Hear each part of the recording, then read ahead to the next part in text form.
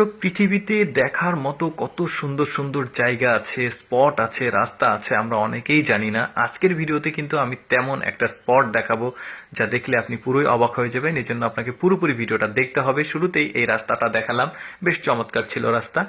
এবার যেটা দেখাবো সেটা হচ্ছে একটা বিশাল সাইজের অনেক উঁচু পাহাড়, যে পাহাড়ের উপর থেকে অনেক সুন্দর দৃশ্যগুলো দেখা যায়।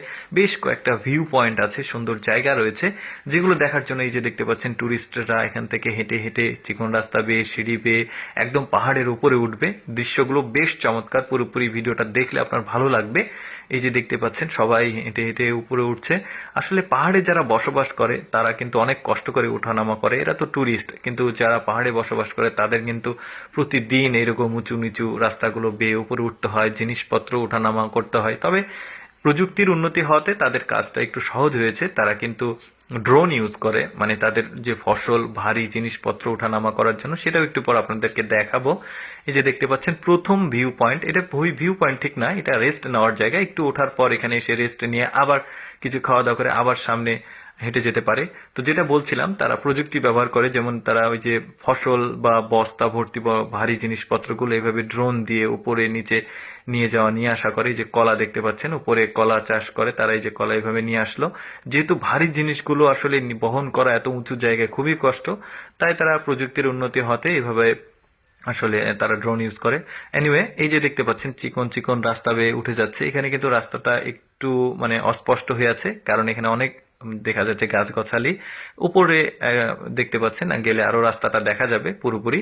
এই যে দেখতে পাচ্ছেন প্রথম ভিউ পয়েন্ট, এটা প্রথমটা যেটা দেখিয়েছিলাম সেটা কিন্তু ছিল মানে রেস্ট নেওয়ার জায়গা। এটা প্রথম ভিউ পয়েন্ট ধরা যাবে। এখান থেকে পাশের পাহাড়টা বেশ চমৎকার, নদীটাও বেশ চমৎকার। এখানে মেঘ থাকলে আরো ভালো লাগতো, এই সময় মেঘ নাই, বাট মেঘ থাকে এখানে।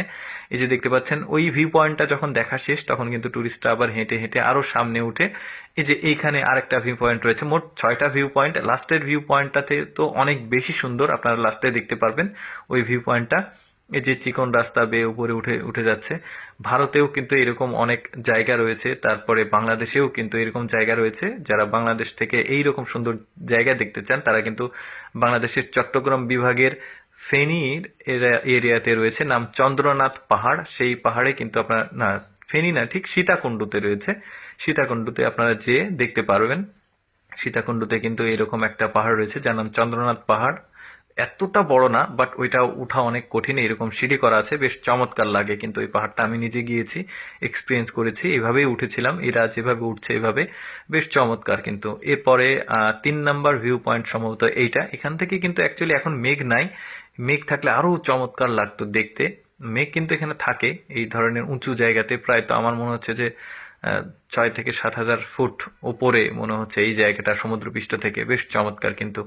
এই যে দেখতে পাচ্ছেন এই চিকন চিকন সিঁড়িগুলো পেয়ে সবাই উঠে যাচ্ছে। এখানে পঞ্চম ভিউ পয়েন্ট মেবি এই জায়গাতে। বেশ চমৎকার, উপরে একদম উপরে আছে ওই ভিউ পয়েন্টটা। আমি চেষ্টা করি আমার এই লেটস গো ফেসবুক পেজের মাধ্যমে আপনাদেরকে এক্সেপশনাল ভিডিওগুলো দেখাতে। এরকম ভিডিও প্রতিদিন দেখতে ভালো লাগলে আমাদের পেজটিকে ফলো করতে পারেন। আর এই ভিডিওটি কেমন লাগলো কমেন্ট করে জানাবেন।